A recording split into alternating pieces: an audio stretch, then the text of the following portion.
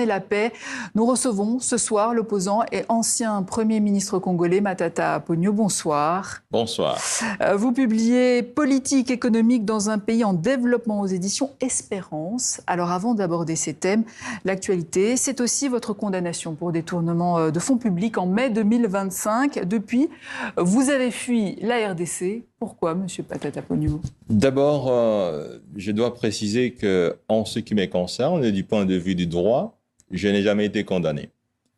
Et pourquoi? Parce que la Constitution congolaise, sur base de laquelle toute la justice doit être prononcée, recommande à ce que tous les citoyens soient jugés conformément à la loi.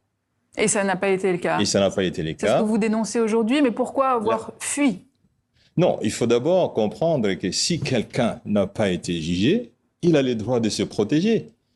Pourquoi est-ce qu'on doit juger quelqu'un en dehors de la loi? Laissez-moi vous dire. Protéger contre quoi? La Constitution, les lois du pays ont été jetées pour uniquement condamner quelqu'un qui a refusé de travailler avec le gouvernement Tshisekedi. Et je ne suis pas obligé, madame, conformément à ma quête de dignité, à ma quête d'honneur, de pouvoir travailler avec un régime qui est totalement versé dans le détournement des fonds publics et dans la corruption. Mais pourtant, vous avez toujours dit être disponible pour vous défendre devant les juges. Mais c'est ce que je fais pendant 4 ans. Laissez-moi vous dire, lorsque j'ai été traduit en justice, j'ai conseillé à un président africain qui m'a demandé de rester dans son pays et d'avoir tous les documents nécessaires.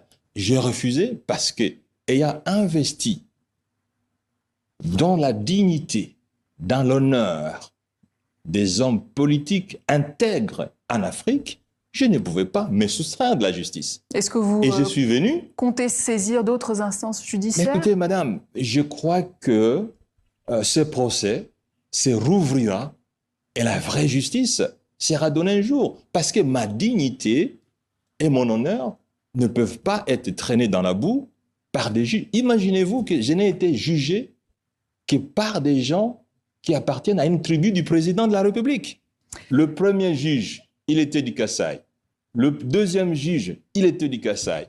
Le juge de la Cour de cassation où les dossiers étaient transférés était du Kasaï. Comment est-ce que dans un pays où il y a plus de 450 tribus, un ancien Premier ministre peut être jugé par des juges d'une tribu qui appartiennent au président de la République? Et Alors, ce sont des raisons tribales, selon vous? Mais c'est un jugement tribalo